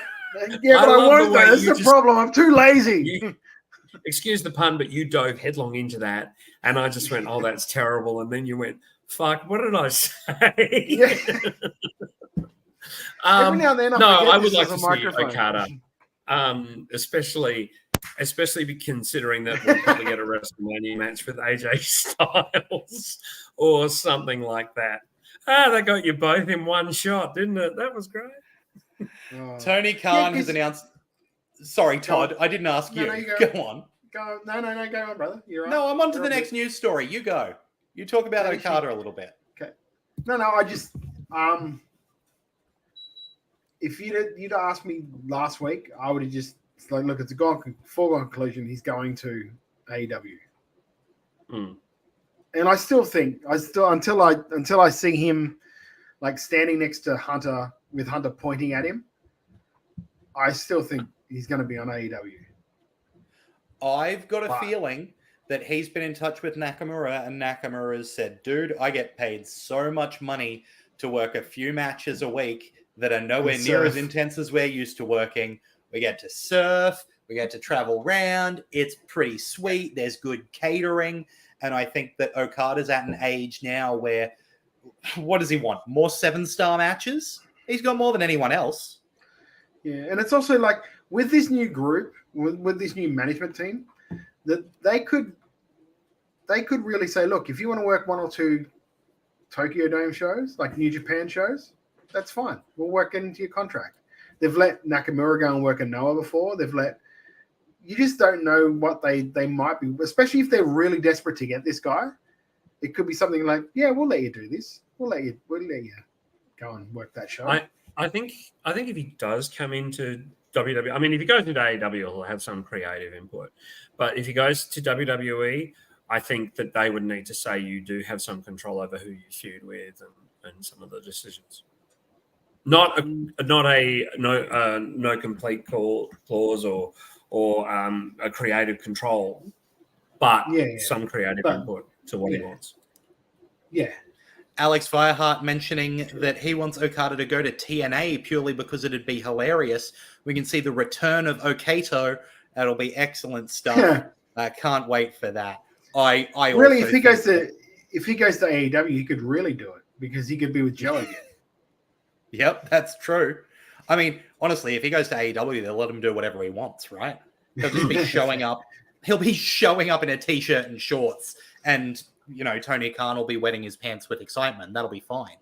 I think he's WWE bound as well. I think that the appeal of the money, I think for the Rainmaker is just going to be like he's ready to do a little bit of an easier work rate style. I think he's ready to rake it in as he gets a little bit older, and then he can be a special attraction when he needs to.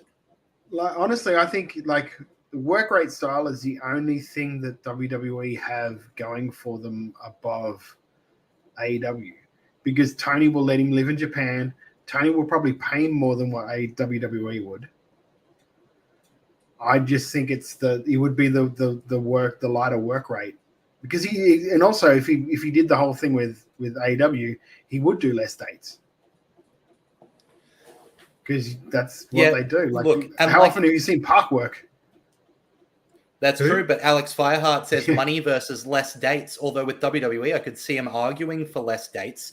He doesn't have to do the Lesnar schedule, but I can imagine that if he said, "Hey, I don't want to work weekly shows. I want to work, a few times every couple of months," I'm sure that WWE would be okay with that. If they handled him the way that seems to be the Nakamura. If they'd handled him the way they handled Nakamura for NXT, not a problem in the world. Yeah, because that's what made Nakamura special in NXT, because he wasn't there every week. All right, and just before we go to our exciting stuff, talking about our chicken salad and chicken shit, let's talk about Tony Khan announcing on X that the AEW ranking system would be making a comeback, stating this month, quote, "The rankings are coming back to AEW going forward starting this month. That's right. Wins and losses are going to matter again, folks." matter. What surprised me about this news is that allegedly it was CM Punk who told Khan to stop with the rankings, but I can't see that because CM Punk's a huge Ring of Honor guy, and they had rankings. So maybe it was stop the rankings unless you're actually going to announce them and make them important. But I can't see Punk just stopping it for the sake of stopping it. Yeah, the only reason I think that if that is a true story happened is because of the reason why I don't think the rankings will work this time around, because they don't have Dark and Elevation anymore to pad people's win-losses when they need to. That's a good point. Because when they cancel Dark and Elevation, I've no doubt in my mind that that's something Punk would look at and go, hey, look, Tony, you don't have like these 4 hours, 5 hours of television, even though it's YouTube, where you can pad people's rankings. So maybe it's a good idea you just get rid of that for now until we can work out a way that it's going to work properly. And they could just put them on Rampage. No one watches that. No, where would Jeff Hardy work? Because I see all of wrestling Twitter doing a lap of victory about it. I don't think they've looked at it as like, well, how are they going to make this work? It's like, do you remember back in the day when we were doing this show and I went on that? I didn't go on a rant, but I went on that thing where we talked about the Murderhawk Monster, how he'd come back from 6 months away and we automatically had a title shot. And then we looked at his record and all of a sudden he was like 8-2. And like, how the hell has he been 8-2? He's been out for. Then we looked at it and like he did like 6 matches in the space of 2 weeks on Dark and Elevation to get his record up. Can't do that now. No. Yeah, I mean, look, I'm the last one to compliment Tony Khan, but I think let's play it out and see where it goes. Only because maybe it'll mean less fucking tournaments in AEW. The last one was very good, but there is an overabundance of tournaments in AEW. Really, it's ridiculous. He'll still do the tournament. He'll. The problem is he'll have to do the tournaments because the rankings won't back up. The math for the rankings won't help him do it. Oh shit! Of course, yeah. Because there's only a certain amount of matches you can put on in a week. And if they're not counting Ring of Honor, because that's technically not AEW, where are all these matches coming from for people to get their rankings up? When you don't see a guy wrestle for 6 months, how is he going to come back and be instantly inserted into a storyline when like, oh, it's cool that you want to come back and get, like, say, this is a for instance, MJF comes back after having 6 months. So he has to work from the bottom up for the next, like wrestle every week for the next 6-7 weeks to get a 7-0 record, to be able to go, hey, look, I've got a 7-0 record. I want a title shot now. There's only certain matches, certain amount of time on TV shows for people to be able to get their matches in. So it's going to be very interesting to see what happens. Yeah, it will be. Especially with Tony, but especially with Tony's like love of 6-man, 8-mans, 12-man tag matches. Not a lot of rankings in those. No. I mean, I know you want less tournaments from AEW. No, I don't know. I do not disagree with you at all. But there's something he's going to have to do. Or those title eliminator matches. But then for those title eliminator matches, the champion's going to have to lose a lot just to get another challenger. Alrighty, boys. Speaking of what we want less of, it's time to talk about our chicken shit for the last couple of weeks. Jeff, have you got something to fire away on? Yes, I do. I don't want Hulk Hogan on my TV anymore, ever. And WWE have wheeled him out for a 40th anniversary of Hulkamania.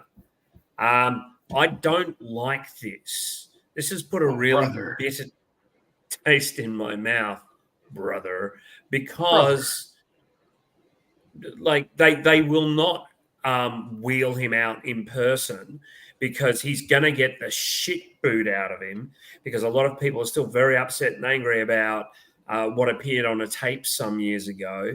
So I don't want him on my TV. I don't give a flying fuck that it's the 40th anniversary of Hulkamania. Don't threaten to be in the Rumble. Go away. Well, do you know what you do, though? You just do everything backstage. Even if they have a match, you do it backstage and you just mute the sound, and you just that's Chris. That's a different guy. Sorry, no apologies. Go back to what you're saying.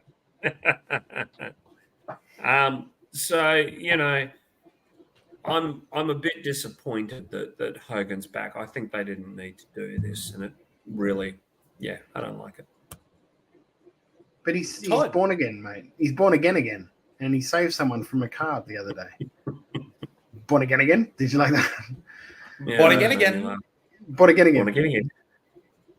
Look, my chicken shit is part of chicken shit and part of me just going, hey, shut up.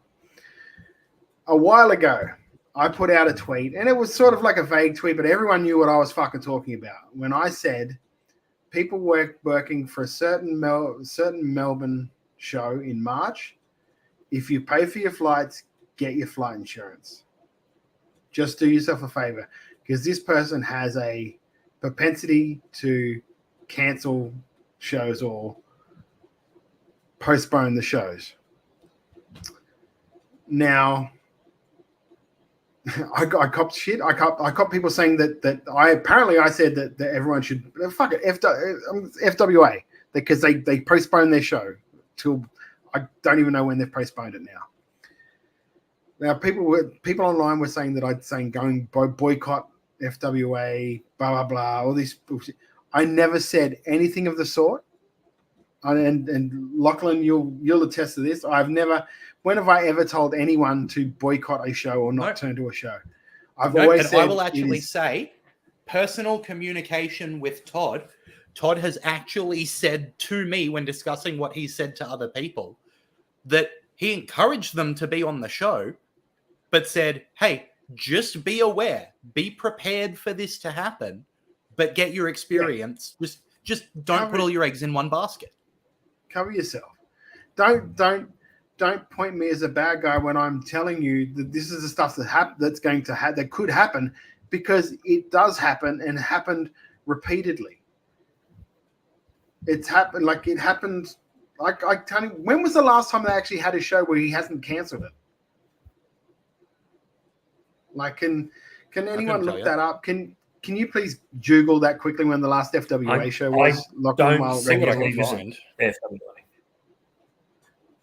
It is just a thing, like, and I don't know what the circumstances are for him cancelling the show or repeatedly cancelling the show, and to be honest with you, I don't give a shit. Early 2023 was the last time they had a show. Tim Wilkes says early 2023. Yeah. So like if this is happening repeatedly, I don't know why July last year, I think, there we go. All these different things we're getting. But let's face it, nothing regularly. Until they have nothing in the last 6 months. Yeah, until they have a concrete, like, this is absolutely going to happen. Be fucking wary. Just be wary of it. That's all I'm saying. Be wary. Either make sure that they pay your flights, or you at least have flight insurance. I'm not telling you to not do the show, because that's not my place to say. But look after yourselves. Because if he cancels this thing and you're out the flights, guess what? He doesn't lose any money on that. The only person that's losing money is you. And it's just not smart. It's not smart business. It's just not smart business. And I don't care what three letters it is or who the promoter is. Any promotion that would do the same thing, I'd say the same thing. Protect yourself. If you know the history, protect yourself. The last three shows were November 22, April 23, and then July 23. Nothing since. So, and I think he's planned like 4 fucking shows since then, and even had graphics and everything made and all that happy horse shit, and announced there was going to be international people coming in and all of this good stuff. Man, I don't know what to say. It's incredibly unprofessional from him to constantly be doing this to the workers. Not even to like, no offense, not even to the wrestling fans, but to the workers. These people that like a lot of them, especially with this fucking Femme Fatale show it was, because that was an all-girl show. So there was, I assume there were people flying in from different states to do this. Now, unless he was covering all of their flights. There certainly was. Then, like, yeah, get flight insurance. That's all I was saying. Get flight insurance. Because there's a high risk. At this point, that promotion is now a high risk. So, and it's not me being an asshole. That's just me being honest. Yeah. So there you go. I have another one, but please go around, because yeah. All right. Well, I'm going to take Andy's on board, but also fuck you guys. I told you so. Thank you. So that's FWA. Andy PWDU says we rightly criticise a certain Melbourne company. There's a Sydney company whose carny bullshit is equally worthy of being called out. I'm disgusted that we can have someone with the worst allegations that can be made against a person defending a championship against someone who believes and publicises damaging conspiracy theories. Todd, unless you tell me not to publicly call these guys out, because I don't know very much behind the scenes, I'm going to go ahead and name this company. Okay, great. Fuck All Star Wrestling. I don't know anything about this. All of the workers who, I fully respect all of the workers who are going to those Sydney shows, getting their reps in. Again, like, it's not about the workers here, because anyone who wants to get in a ring and wrestle their ass off, good for them. And there's people that I know and like who are on these shows, right? But when the main event is Orlando Jordan defending his title against Brian Kendrick, so you are clearly paying fairly big money to get these names into your Sydney show, where people can very fairly say, hey, I don't want to be anywhere near that guy. Fuck you. All-Star Wrestling. Yeah, pull your fucking head in. It's absolutely ridiculous. I was not aware of that, and I'm absolutely dead set at Paul. Yep. Yeah. So there Andy, absolutely right to call it out. Yeah, there you go, Andy. Like, I didn't know anything about it. Otherwise, I might have said something myself. I had no idea that match was even happening. For a second, I thought, because I'm looking at it going, Melbourne company, I'm sitting there going, Sydney company. I was thinking, no, the Cat's not got anything against him. What the fuck are they talking about? That's the only one I knew that was happening was the Cat. I didn't know anything about it. Yeah, Orlando Jordan's been their champion since September. That makes me kind of sick. It goes to show, though, how little publicized it is, or and not only that, but maybe how little publicized the allegations and everything against him are as well, for fans to not know. Because you wouldn't think that the people would know and still go to those shows, would they? But at the same time, like, if you're going to those shows, and again, I'm just going to be straight up here. Orlando Jordan has wrestled 6 times for FWA since early 2019. FWA? Sorry, All-Star. Dude, FWA, ASW. I am sorry for mentioning those initials. You have nothing to do with this. That's a separate issue. Sorry. No. Sorry. All-Star Wrestling has had 6 Orlando Jordan matches since 2019. That's despicable. Straight up. Here's the thing. Here's my take. In this instance, like, especially in the last few years, WWE have been firmer on this sort of thing and firmer on allegations, and they certainly wouldn't make anyone under a cloud of an allegation a champion. Follow that example. Yep. And again, I'm going to be clear here. This is not about the workers on these shows, because workers want to get matches in, right? And the last All-Star show had, a women's tag team match with 3 women from up here in Brisbane who I think are excellent. Getting their reps in, getting their name out there. Good for them. And Andy PWDU is exactly right. These guys are pulling bigger crowds than PWA. He says, obviously, no one online cares about All-Star, but there are plenty of people supporting them. And I mean, that's very true for, and this is not lumping them together at all, but you look at the crowds that IWA pull, and their online presence is really low.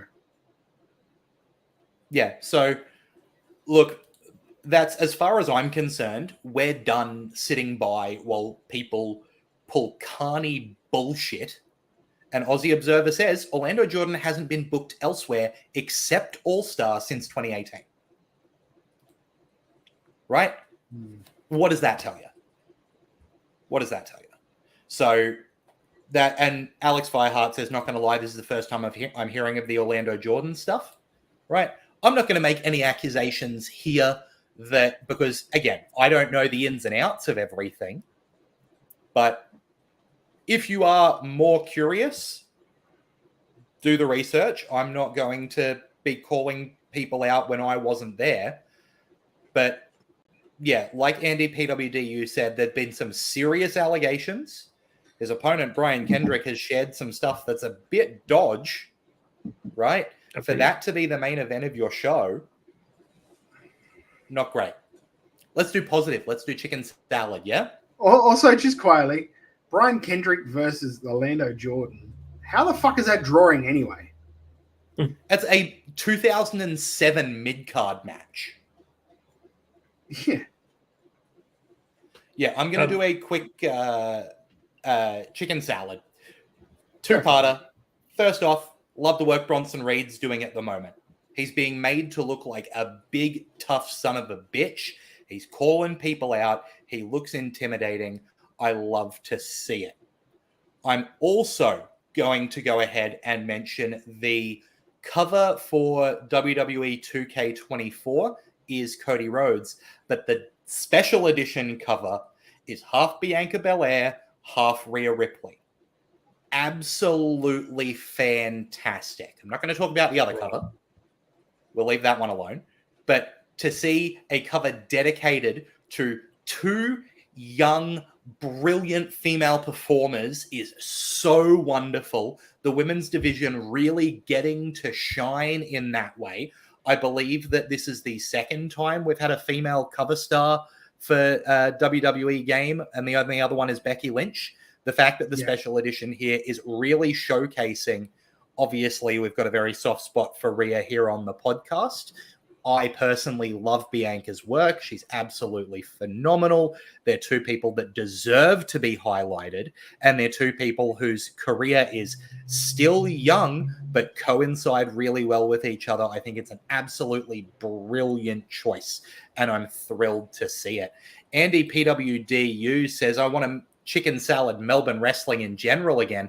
The ticket sales for MCW, Renegades, and World Series Wrestling are all phenomenal, and the fans are going to get great shows as a result. That was my other chicken salad, is those World Series Wrestling tickets show that there is an appetite for wrestling here in Australia. They flew off availability. I believe out of 4 shows, 2 of them are sold out. I know this afternoon Brisbane was at like 69% sold. That's very nice to see. Yeah, it was. I'm thrilled about it. Yeah. Of course, formally, yes. Yeah, so wonderful to see. Jeff, have you got some salad for us? I do, and that is how great it is to see Tommaso Ciampa and Johnny Gargano, both as a team and also individually, getting more and more time on Raw and becoming more of a deal. Really, really nice to see. It's clear that separately they're incredible, and together there are certainly no complaints. DIY are one of my favorite tag teams, so to see them get a little more time, and the feud with Imperium was nice, but now they're kind of up in the title contention. Really, really happy about that. I like that. I know it's a obtuse thing, but the fact that Johnny Gargano and The Miz are both from Cleveland, and they sort of played that into that's why they're sort of friends, is because they're both fans of the Browns and all of that. So that kind of shit I kind of like. And that's I the connection. Yeah, I agree with you. I've actually really enjoyed the Miz as a face this time. I think it's his best face run, if you like. But yeah, much respect to him. He's doing really well. And do you know what this face run sort of equates to me anyway? This is how I sort of equate it to. Is that, do you remember when everyone really fucking hated John Cena? And then sort of that run with him and The Rock, you sort of realize how much of a sort of a nice dude he actually is. And then people sort of started coming around to him because it's just like, he's been here for that fucking long, guys. He works his ass off. Yeah, I think it's what are we doing here? Why are we hating this guy? It's kind of the same thing with The Miz. And Baza Corbin cut an interview where he said one day that's going to be me, because don't forget he's been around for about 7 years now, and at first people really liked him, and then they just booed him, and they've booed him ever since. But I think eventually he's going to have a run as a massive face just because of his longevity. Sorry, Andy PWDU says should also mention PCW's ticket sales as well. They're consistently great. They are. They've got a great little fan base and a great market there. They really do. And lovely shows, PCW shows. My chicken salad. Yeah. All right, Toddy, what have you got? Yes, my chicken salad was the Joe and Hook match. I loved it. I thought it was really good. They worked smart. The only thing I did not like about it was the end. And the only thing I didn't like about the match was the things that neither Punk or Hook that Joe or Hook were in. Because I could have so seen them replaying the Jeff Hardy Undertaker spot. Where Joe just keeps coming in and hitting fucking Hook with something and walking out. Hook's like, is that all you got? Comes in, hits him again. Is that all he gets up the second time? Joe comes in the ring and like Hook can barely stand up. And then Joe's sort of like, you crazy motherfucker. Like gives him a fist bump and then walks out. Joe can still keep his heel heat. You made Hook. Bringing Hangman and that in, it was like, okay. After everything Hook's done, why have the Hangman come in to save him? Like, if you're going to save him fucking 2 muscle busters ago. That was the only, like, the match I fucking loved. I thought it was so well planned. I was going to say, remember, this is a chicken salad here, Todd. Yes. Whoever the carpenter for AEW is, though, they need the rocket because that is the worstly constructed. I think the chicken salad should be how fucking Taz and the whole commentary team were able to sit behind that table and not accidentally bump it over during the show. That, to me, was the biggest chicken salad because they did well with that because that thing was poorly constructed. Match was amazing, though. They did so well in the planning, the execution, making everything believable. Like everything there, they didn't let Hook do anything that really he couldn't do. Joe was smart in that fact. Like he hit him with this one suplex, but it took him fucking ages to get it. I loved it. I love that match. Just the end bit was the only bit that they went and AEW'd it at the end.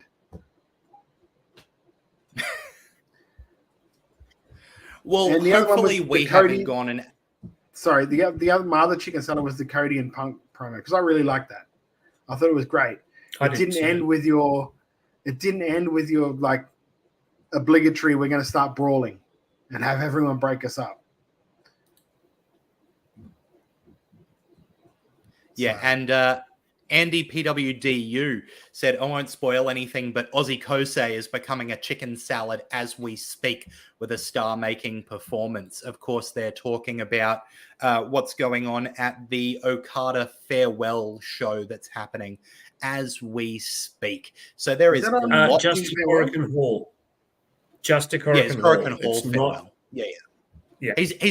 We talked about him earlier in the show. I expect everyone knows that he's still going to be around. And you know who else is still going to be around? It's us. We're going to be here on your Thursday nights talking professional wrestling, and we don't want you to miss it. So make sure you come on over to twitch.tv/WrestleRadioAustralia.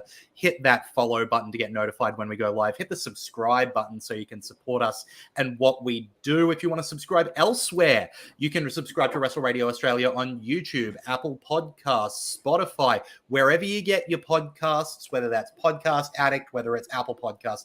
Hit the subscribe button. And if you are an Apple Podcast, if you could give us a 5-star review, that massively helps us get into more ears, which is what we want to do. We're on the social medias. Todd is at Beast Eastman. Jeff is at Jeff_Seti. I am at Lachlan Albert. The show is at Wrestle Radio AU on X and on Instagram. It's Wrestle Radio Australia on Facebook, where you can also watch the shows as we record them and comment, just like Andy PWDU and Tim Wilkes have been doing. Tim Wilkes says at least one more show before Perth. You'd better believe it, because we're going to be reviewing the Royal Rumble after it happens this Sunday, and you might catch us tweeting, Xing, whatever it is about that.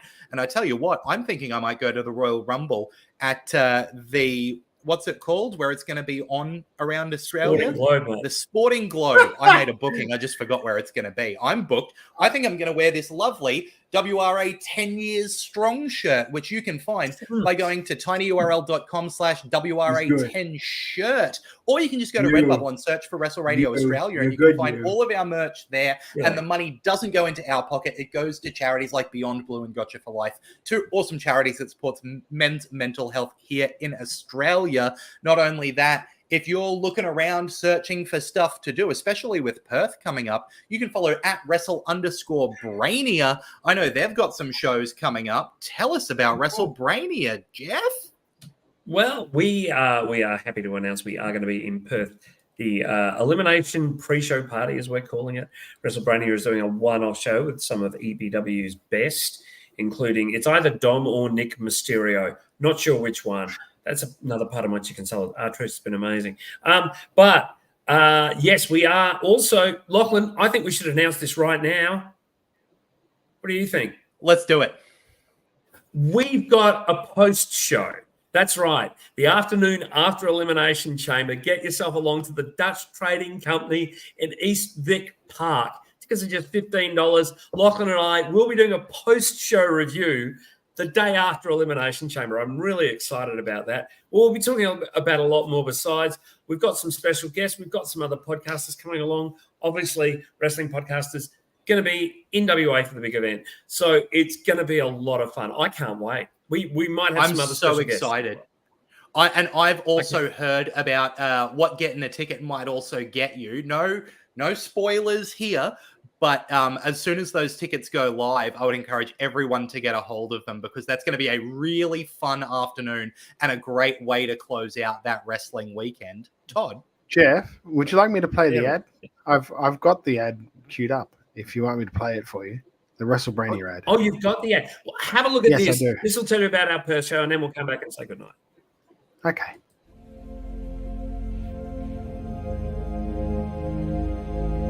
Finally, WrestleBrainia has come back to Perth. WrestleBrainia and EPW present the Perfect Elimination Chamber pre-show with host and general manager Jeff Seti. Let's get ready to Brainia! The Survivor Series has come and gone. There's that one moment, the one big moment, the big return, the return everyone's talking about. R-Truth is back. Heel Captain Welch. I got a question for the face team. Was there a 2-for-1 sale at Lowe's? Babyface Captain Alan Aldworth. No deal. Andrew Page. It's dangerous. Davis Storm. Comedian Rosa Vard. It's great. The Aspirationalist apparently shops at Miller's. Dirty Harry Hills. How are you, Harry? I think if we lost this, it'd kill me. Comedian Luke Boland. I took on 10 men and had my hand raised as the reigning hardcore champion. Jesse Lambert. Damian Slater.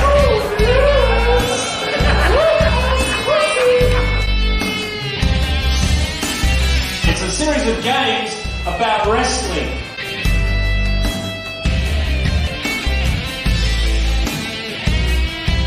WrestleBrania, the world's only wrestling comedy game show.